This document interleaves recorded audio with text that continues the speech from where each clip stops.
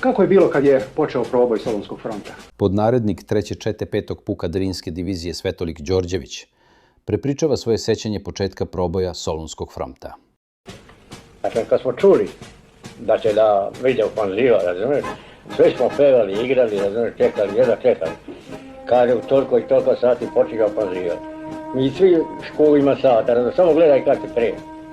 Kad je jedan put došlo, ko da jednom rukom da počelo da to, nismo mogli da čujemo jedno drugo. Sve artilerije što su imali redom, to su svi tu. 6-7 dana skoro i noćiju. Sve kad je došlo jedno vreme, prestade na 10 sati i više može biti. Nema, niko se ne javlja, ništa. Komandant došao i čeka, razumiješ, komandant divizije. Ispade prvi na rov naš i kaže, braćo, naprijed, za mnom, ne želite života kad ne želim ja, ali za našu otadžbinu i našu Srbiju.